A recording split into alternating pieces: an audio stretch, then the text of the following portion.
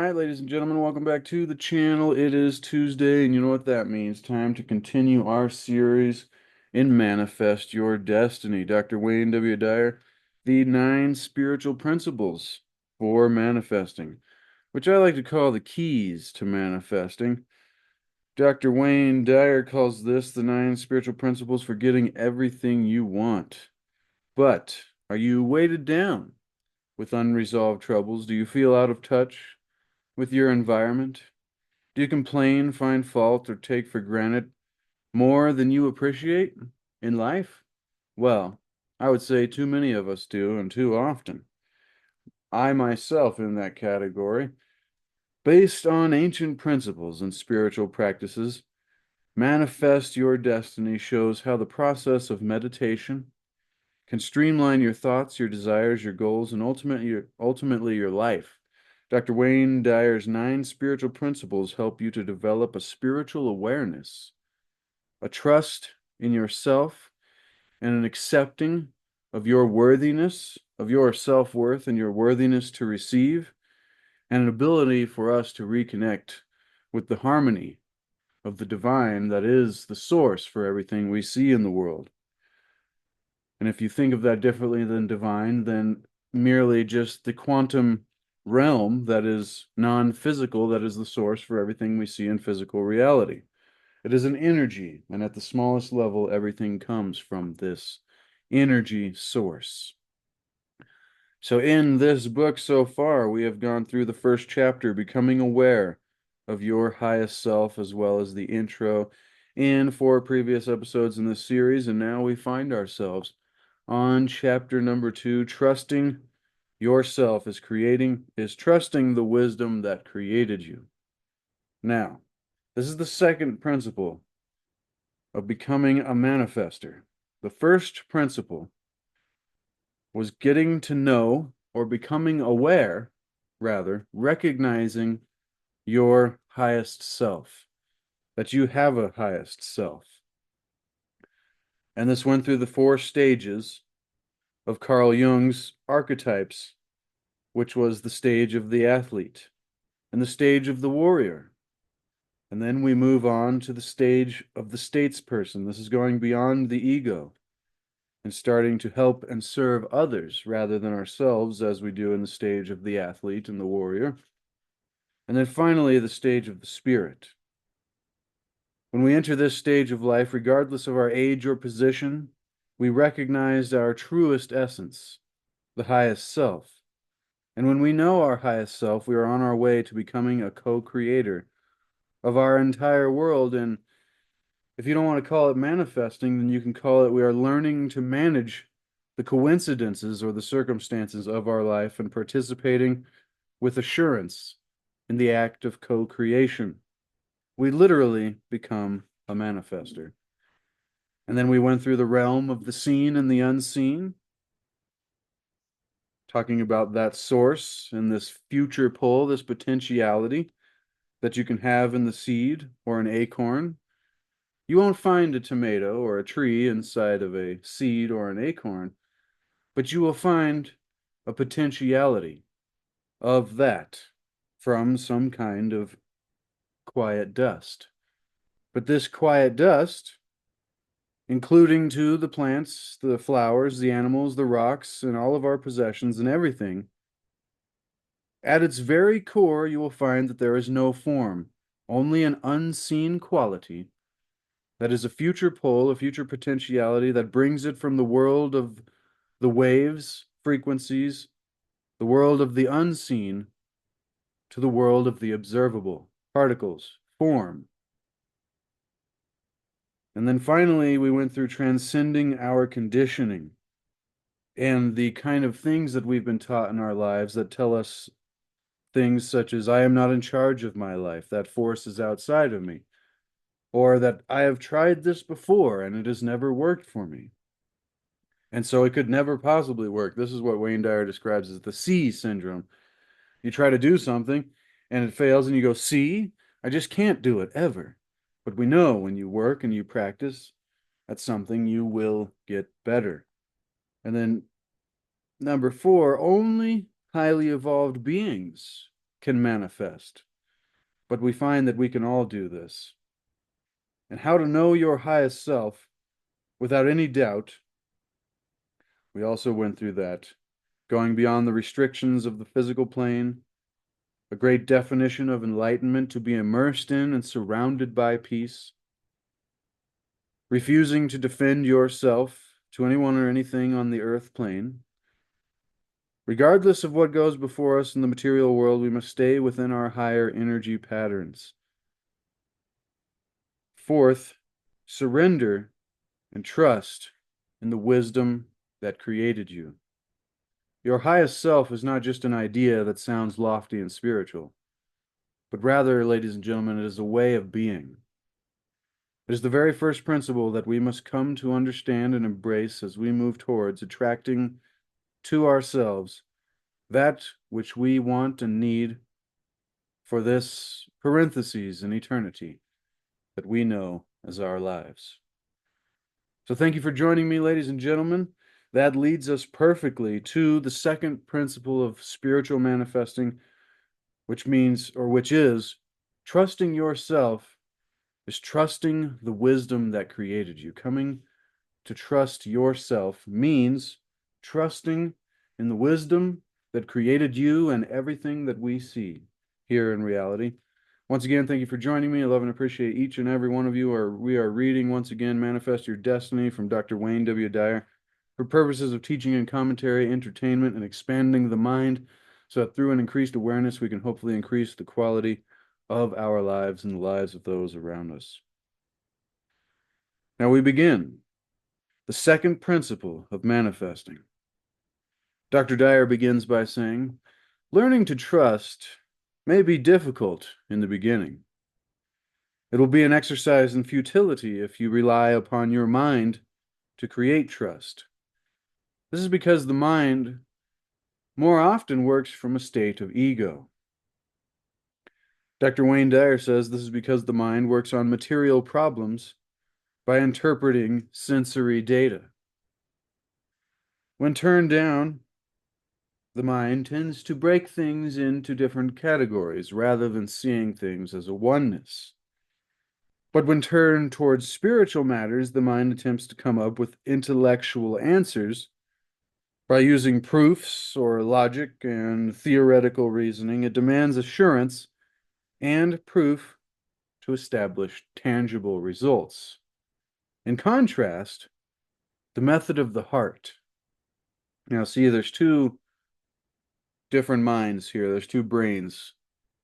And so often when you ask people to, if you ask them, show me your source, where do you originate from, or where does all your thinking come from, or where's your consciousness from? Most often we will point to our heads, our brain. But more often, we should point to our hearts.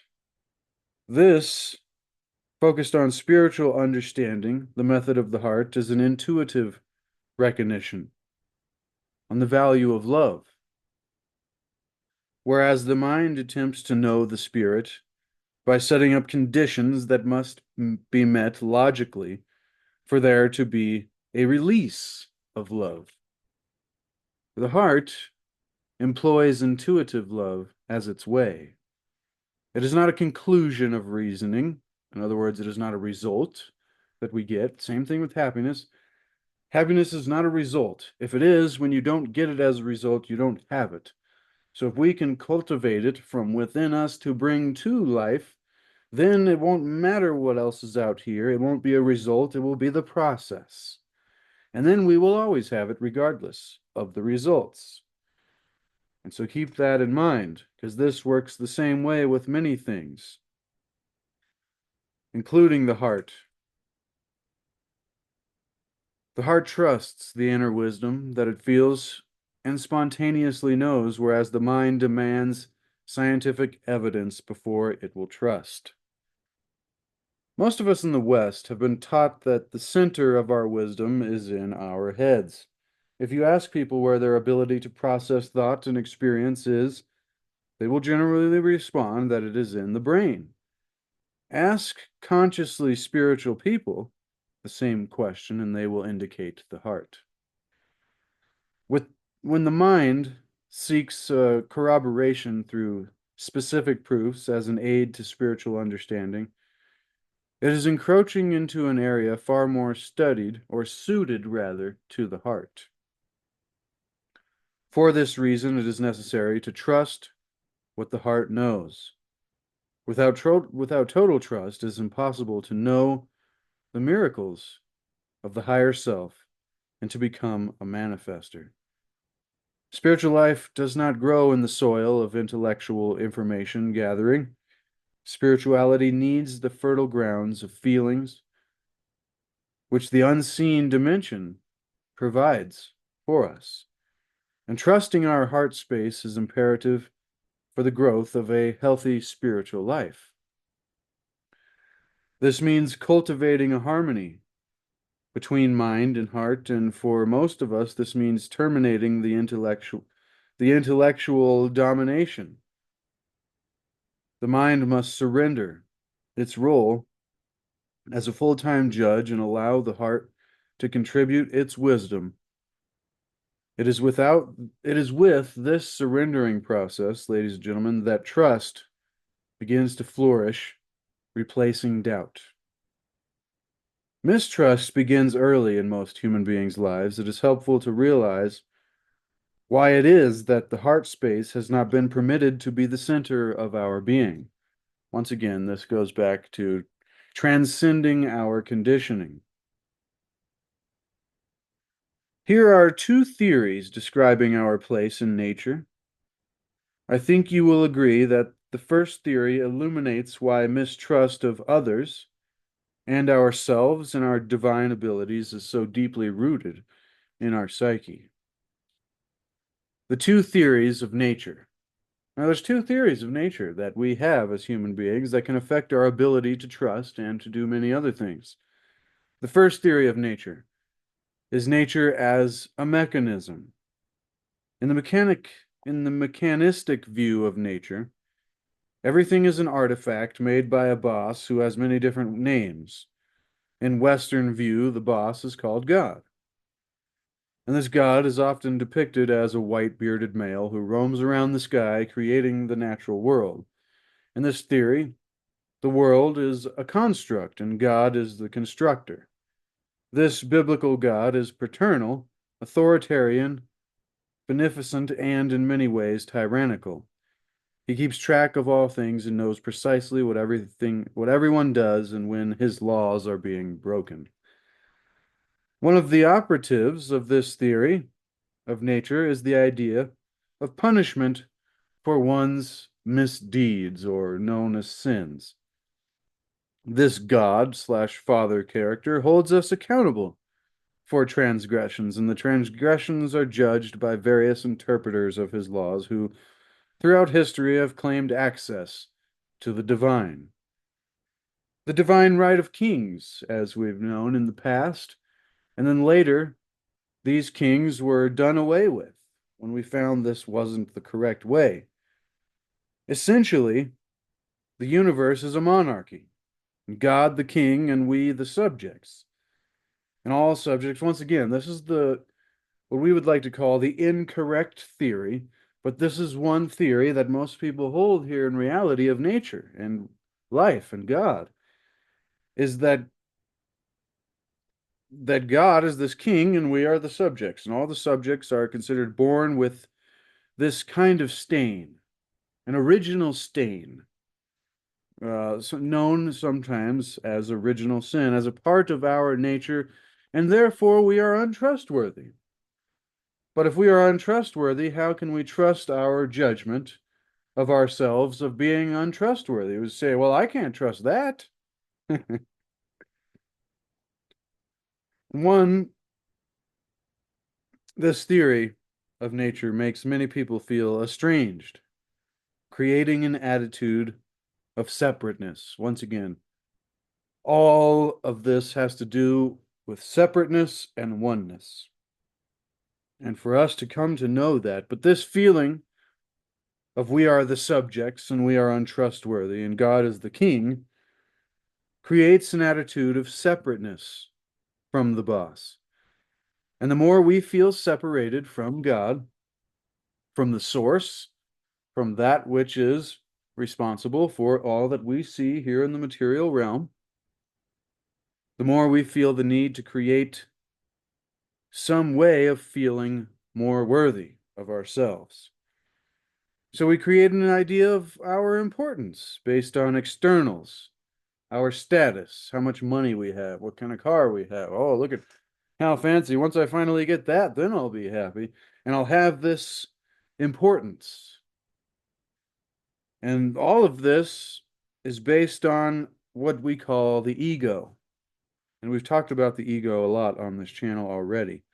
Edging God out. But reliance on ego ultimately leads to more separation as life becomes a contest and a competition with designated others. But the sense of estrangement is partially assuaged with an ego-dictated attitude of us against them. Once again, this goes back to Carl Jung's stages of the athlete and the warrior. We're number one. We have to defeat other people to get ahead in life. There's two ways to have the biggest building, and by this way would be to knock down the other building instead of building a bigger one yourself. Well, reliance on the ego, once again, ultimately leads to more separation as life becomes a contest and a competition. People are categorized and evaluated on the basis of economics, which includes appearance, tradition, language, physical characteristics. Dr. Wayne Dyer is telling us here today, ladies and gentlemen, I believe that the most troubling thing built into this theory of nature is the impact that it has on our ability to operate from a strong position of self-worth and self-trust. Because once convinced that you are untrustworthy and basically stained or a sinner, quote unquote, we become quite lost. Like, if you are untrustworthy, how can you trust in even your untrustworthiness? You can't. And so where are we? Well, everything becomes a subject to doubt when God is a vindictive king boss. This leads to the confusion of doubting everything because our opinions, feelings, and beliefs are untrustworthy. In this scenario, one cannot even maintain trust in the source and God because of a basic mistrust of ourselves. You can see the problem with this theory of God and nature and reality. But for some reason, we have been sold this and told to believe this, and this is the way that things are. And so you must be a good little non-sinner in order to get your tokens. This is not the way that it works, and for some reason we have been sold and told a lie. And that these feelings and beliefs are untrustworthy. In this scenario, we cannot even maintain a trust in God because of a basic mistrust in ourselves. And not trusting in the source, in that which is the wisdom that created you, may be breaking one of his laws and is a no-win situation. It isn't a win-win, it's a lose-lose, no matter what. That's why this theory of the untrustworthiness of nature, popular as it is absolutely incompatible with spirituality and with the second principle of manifesting. And we cannot tune in to the power and energy of the universe to create and attract to ourselves an abundant life if that energy and power is somewhere outside of ourselves. And so coming to trust yourself and the wisdom that created you means coming to know that that source, that which is responsible for you and everything else, is also, it is universal. That means there is nowhere that it is not. That means it is within you, each and every one of us, the birds and the trees and the plants and the bees and everything that we see. It is universal. So then there is a second theory of nature that we should consider when it comes to spiritual manifesting. And this second principle of coming to trust in the wisdom that created you and trusting in yourself. The second theory of nature, nature as spontaneous and non-judging. In this spontaneous view, God is universal intelligence, flowing through everything, inspiring the natural processes to unfold. The emphasis is on an awareness of the divine nature in everything rather than managing and controlling the natural world. It's like the bulldozer. We tend to think that we're here and we could just push around and move and control the natural world to where we like it. And then that's good, but that is not harmony. The emphasis is on the awareness of the divine nature in everything rather than managing, controlling, pushing around, subjecting, competing with the natural world. The life force that is responsible for all of creation is non-judgmental. Once again, the life force, the essence that is within everything, that is responsible for all of creation is non-judgmental. It is impartial. In this theory, nature is an unforced unfolding of life, and there is no quote-unquote boss, king, judge, but rather than learning to manage and control the natural world, the impulse is to trust it with this new view, this new perspective. Once again, change your thoughts, change your life. Change the way you look at things, the things you look at change. The life force is non-judgmental and is responsible for all of creation. In this theory, God loves all things and is all things. Human beings are an aspect of this God and are therefore carriers of divinity. There's a great biblical quote that says, all things that come into this physical realm have a spark of divinity within. So we each have this spark of divinity within, not original sin. So you don't have to go on bended knee to somebody else's savior to save you from the sin that they gave you. Okay? This wasn't what was taught to us by great spiritual masters. This is what was taught to us by the empire that wanted to rule all of us and keep us down as little tiny subservients. But we're going beyond that. We are evolving faster than the masses in that which we have been taught and told and sold to believe, which is a lie. And we now know the truth, and now that we know the truth, we can begin to attempt to study and research for ourselves, to access higher parts of ourselves and our divine spark, our own true divinity, our power, if you want to call it that. And we are taking back our power, and we're going to shove the lies of old back underneath the rug instead of all of this incredible, wonderful wisdom of the ages, which should have been a top teaching for time, since time immemorial. But for some reason, we can't have enlightened, self-actualizing human beings, men and women. That would be terrible. Then we couldn't control them and get them to make stupid decisions to buy and spend their lives in stupid ways. But we're all out here falling into the trap.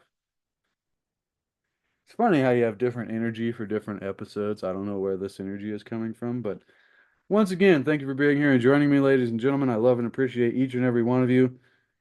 I think it's a passionate area for me, this idea of having been sold this idea of God as the king, and we are untrustworthy little, it's just terrible. I mean, I wish we would have been told something more along the lines of that human beings are an aspect of God, and God is a part of us, and therefore we are carriers of divinity.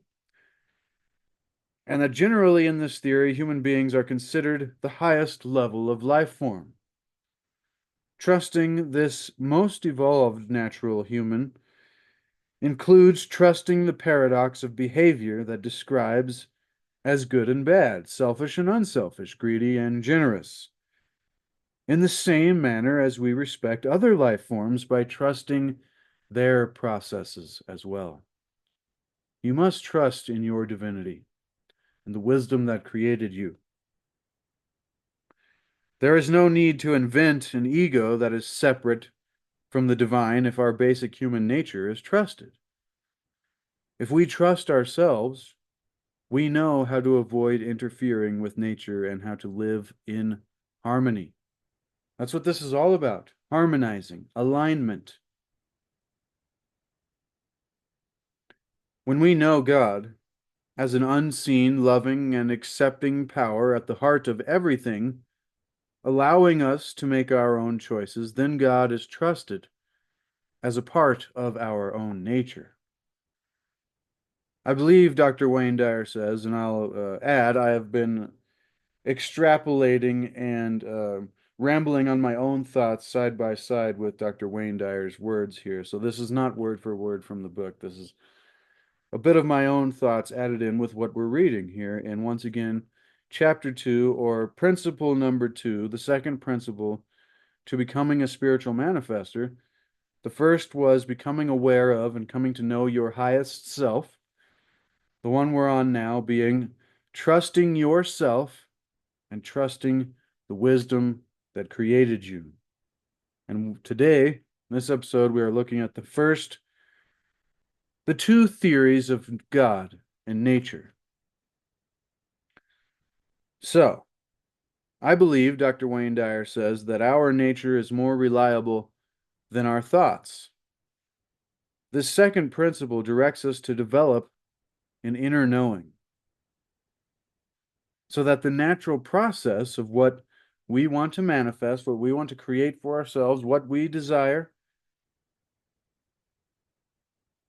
is that so that we create this natural process of what we desire also desires us. Remember, when we're attempting to manifest, we're not creating something out of nothing. Everything that you are and that you have the potential to be is already here. All we are trying to do is align with another aspect of ourselves that we have yet to activate. But the potentiality is always there, just as in the seed of a tomato plant, tomato seed, the potentiality of every possible version of that tomato plant could be is there. It comes down to the cultivation, it comes down to the soil, to the kind of water we give it. And for us, in this analogy or metaphor, for us, that would be the kind of thoughts that we have and the kind of beliefs, self-beliefs, and beliefs about our self-worth and our worthiness to receive, and all of these things. If you believe that you aren't worthy of anything, once again, the universe is impartial. It will say, okay, I agree with you. You're not worthy of anything. If you change that to I am worthy of happiness, I am worthy of love, I am worthy of peace. Remember the definition of enlightenment from last chapter, being immersed in and surrounded by peace. Our highest self only wants us to be at peace. It does not judge, it does not compare, it does not demand that we defeat anyone or be better than anyone. It only wants us to be at peace. And whenever we are about to act, ask this question to ourselves: is what I'm about to say or do going to bring me peace? If the answer is yes, then go with that. And if the answer is no, then remind yourself that it is our ego at work. Because our ego promotes turmoil because it wants to sustain our separateness from everyone, including God. Because if it can't, it says, listen, you're not going to survive without me. I'm the thing that's kept us alive for these thousands of years. Because, when we're out trying to survive in the wild and there has to be this survival instinctual programming. But when we're safe here in modern times where we are and there aren't any tigers, it's like we really don't need the ego as much as we have had in the past. But the ego says, no, can't do this. You can't get rid of me. And so when we do this process, it is a challenge that we must attempt to remove the ego, but not entirely. Once again, the ego makes an excellent servant, but a terrible master. Now, let's see if I can find where we were. When you trust this natural process, you begin to trust the nature of all things. The God within all informs your trusting response to life. This second principle directs us to develop an inner knowing so that the natural process of what we desire also desires us. Consider, Dr. Wayne Dyer says, our biological system attracts what is needed for hair to grow, food to digest, fingernails to be hard, or breasts to be soft, without our very thoughts of directing this process. Thinking can often lead us astray, while our nature unfolds in the form of an amazingly well-functioning body and mind. And so when we can begin to see this, that there is this natural force that is doing all things and yet leaving nothing undone. That is how Lao Tzu described the Tao in the Tao Te Ching from 2,500 years ago. It does nothing but leaves nothing undone. And there's another Zen saying that says, you are not doing anything, but you are being done. This is a reminder to us to relax and let go and allow and stop trying to force. But, once again, thinking can often lead us astray, while our nature unfolds in the form perfectly without us even having to try to do anything about it. And this doesn't mean that we don't try to have good nutrition for our bodies and drink a lot of water and, all of these things that we know that we should do. That goes back to common sense versus common practice, which is something I made up a few years ago, and I'm very proud of that because there is all of these things out here. It's common sense. We know we should do all of these things, that are healthy for us, or all of these things to be nice to other people and supportive. And for some reason, it's not common practice. It's common sense. We all know it, but we're all really, lacking the ability to actuate our common sense into practice. And so, with that being said, when we can begin to trust, this is what this chapter is about here, and this principle is coming to trust. This word trust.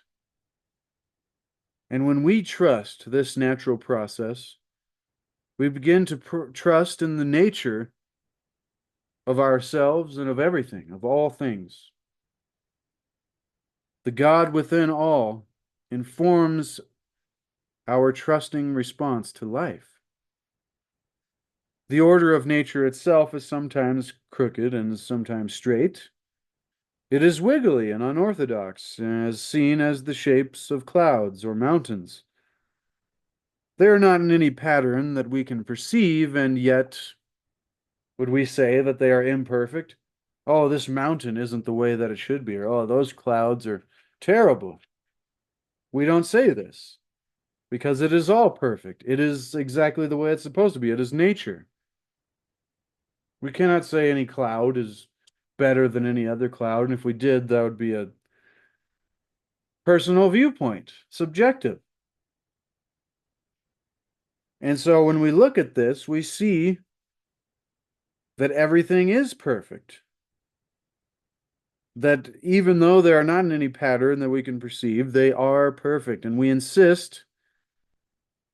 we insist on this idea of controlling nature, we are, as we know, interfering with the natural process. The need to straighten out nature shows a distrust. But when we relax and embrace the infinite variations of the universe, we are allowing. Okay. We are allowing we need this idea of trying to fix nature. It's a lack of trust. And it shows a distrust, but when we relax and embrace the infinite variations of the universe, we are allowing the divinity of nature to flow and unfold through our life. And we have tuned in to the divine when we can begin to do this. So think of yourself as a consciousness being played out by God, just as a wave is a part of the ocean that is being played out by the ocean. So once again, the metaphor here is that you are what God is doing, just as a wave is what the ocean is doing.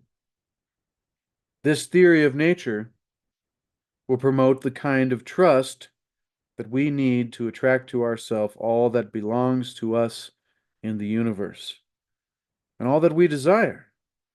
This unseen divine energy is the ocean that our waveform is a part of. We can call it God, we can call it ocean, we can call it Louise, we can call it whatever we want to call it.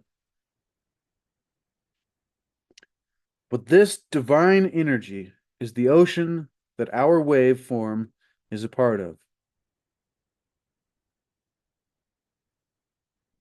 This is profoundly exquisite realization when we can get to this point, and I would recommend that you contemplate these ideas for quite some time. Remember the Egyptian sage god Thoth, or Greek Hermes Trismegistus, 3 times the greatest.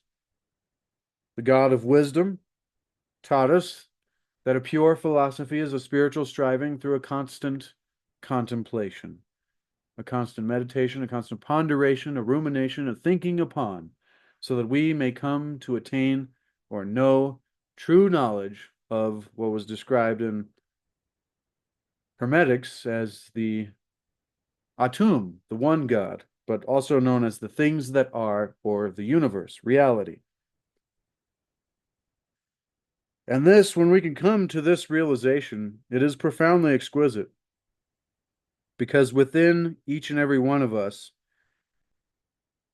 within this realization, it brings to our consciousness, to our minds, the inner awareness that we are actually in all things. And this leads to miraculous manifestations in your life, and that you are actually connected to all that we desire to manifest. And finally, we can come to know this personally to be our very own truth. And I will leave it there for today, ladies and gentlemen. This being chapter 2 and the second principle of manifesting your destiny, spiritual manifesting, which is entitled Trusting in Yourself, is trusting the wisdom that created you. And next part of this chapter we will come into next time will be being in all things at once. Authentic trust is only available through the knowing heart. And when we enter into this trusting space, everything will come to us that belongs to us because we have created an inner capacity to receive it, honoring our worthiness to receive. And then peace is the result of trust. And then how to trust in yourself and the wisdom that created us. And we will be going through each of these on the next video in this series, ladies and gentlemen. That is a boom to manifest your destiny in the second principle of the 9 spiritual principles of manifesting from Dr. Wayne W. Dyer. I really recommend listening to his audiobook of this because he describes this so much better in his audiobook. He doesn't read it word for word from here.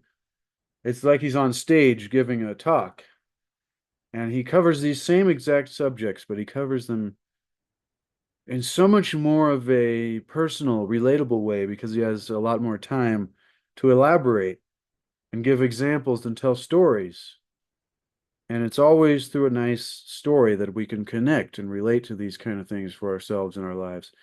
So I will leave a link to the audiobook in the description below. I've listened to it twice this this month or this last week, but there's just so much more to this thought process of becoming a manifester because it's not about manifesting as much as we want it to be about manifesting money or, a relationship or a job promotion or a healing or whatever it be for us, that it's more about aligning with spirit, with God, aligning our intentions and our self-beliefs and our beliefs about our self-worthiness and what we are capable of and what we've been taught that we are capable of. And when we can do all those things, the things that we want to manifest so often begin to appear for us in a way that we thought previously impossible. It is like the old Henry David Thoreau quote, when you advance confidently in the directions of your own endeavors and your own dreams and desires and endeavor to live a life that you have imagined, you will be met by a success unexpected in common hours. Unexpected in common hours. I think what that means is it goes beyond that which we would see normally. All right. I'll leave that there, ladies and gentlemen. Thank you so much. I love and appreciate each and every one of you. Be sure to expand the description to get this book for yourself, to put it on your shelf so you can follow along in future episodes of this series as well to have for personal reference. Because it's important when we're thinking of this, when we need some spiritual guidance or just need some spiritual study, to have these kind of things nearby. I will have that available as well as the audio book in the description, as well as a link to my landscape paintings in my Etsy shop, and also a link to C60 Power, used to be Purple Power, the ultimate antioxidant known to man. Give yourself the gift of health. I need to get myself a few more bottles. I've been out for about a couple weeks. Always need some more C60, ladies and gentlemen. And also, remember, seek to achieve and maintain happiness through enlightenment, through a greater awareness. That's what enlightenment means to me. A greater awareness and an understanding of the nature of ourselves, spirituality, psychology, and reality, so that through that awareness, we can hopefully increase the quality of our lives and the lives of those around us. Remember, there is no way to happiness. Why? What? Because happiness is the way. It is what we must create the ability within ourselves to bring to life. And then all those things we've been telling ourselves, oh, when I get this and have that, and when I get a boat, or you know what I'm like, it's all these crazy ideas that we have here. But it's like when I have that, then I'll finally be happy. And then when we get there, we're like, oh, well, now I got to have gas for that. Now I need a trailer, and now I need. There's always something else, but if we can create happiness from where we are here and bring it to life, then all that becomes irrelevant because then we are there and hopefully the entire journey is wonderful. All right. Thank you so much, ladies and gentlemen. I love and appreciate each and every one of you that spends time here with me on the channel. Time and attention are our most valuable assets. Do not waste your time and attention. If you see the news on, divert your attention and your time to something that you want to be in your life. If you see terrible news of catastrophe and disaster, think to yourself, first of all, does this bring me peace? The higher self, what does it want? To be immersed in and surrounded by peace. That's all it wants. It doesn't care about anything else in reality. All right. With that being said, ladies and gentlemen, be the change that you want to see.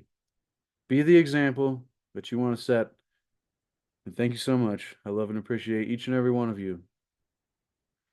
No, no, no, no, no, no. Tomorrow, more wisdom of the ages, diving deeper into the Kabbalion and Hermetics, which aligns with this same philosophy of spiritual manifesting. Till next time, ladies and gentlemen, thank you so much. Be the change that you want to see.